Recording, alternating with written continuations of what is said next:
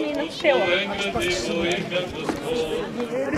Богородице, привеждани непритеце, грешни и смирени, и припаден покаяние,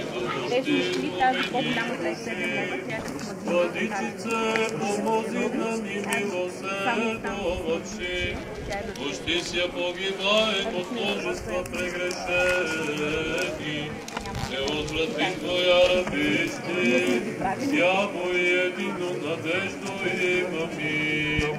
Слава Отцу и Сину и Святому Духу, и нине и присно и во веки веков. Амин. Спаси, Господи, люди Твоя, и благослови достояние Твое, победи православному българскому народу, да съпротивния даруя и Твое сохраняя престъп Твоим жителство. На Господа да се помолим, Господи, помилуй, защото си свят Божи наш, затова на Тебе, Отца и Сина и Светия Дух, възнасяме слава, сега винаги и во веки веков. Амин. Святи Боже, святи крепки, святи безсмъртни, и помилуй нас. Святи Боже, святи крепки, святи безсмъртни, и помилуй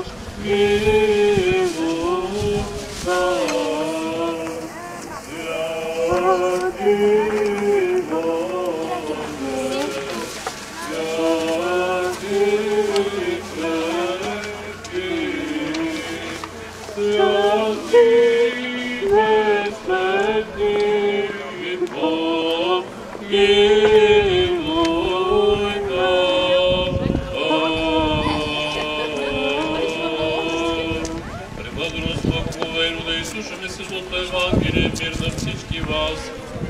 Ще се чете Светото Евангелие според Евангелист Лука. Слава Тебе, Господи, слава Тебе! Да внимаваме в това време, когато Исус влизаше в едно село. Срещнаха го 10 души прокажени, които се отспряха отдалеч с висок глас, викаха: Исусе, наставниче, помилуй ни. Като го видя, рече: минете, покажете се на свещениците. И когато отиваха, очистиха се. А един от тях, като видя, че изцелен, върна се, прославяйки Бога с висок глас, и падна ничком пред нозете му, като му благодареше. И той беше самарянин. Тогава Исус продума и рече: дали 10 се очистиха, а 10 как не се намериха и други да се върнат да въздадат Богу слава, освен тоя другородец? И му рече: стани, иди си, твоята вяра те спаси.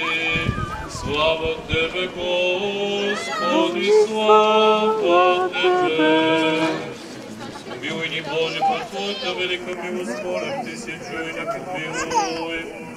Още се молим за благоверния Христолюбив български цар Симеон, за благочестивия православен български народ и Христолюбивото ни воинство.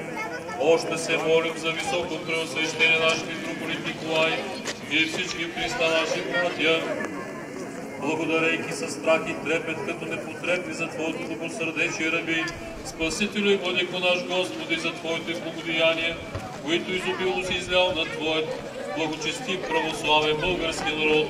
Ние падаме пред Тебе, като на Бог ни принасяме слово Своето и умилително викаме: избави рабите си от всякакви беди и всякакво като милостив изпълни добри неща желанията на всички нас. Усърдно Ти се молим, чуй ни и ни помилуй.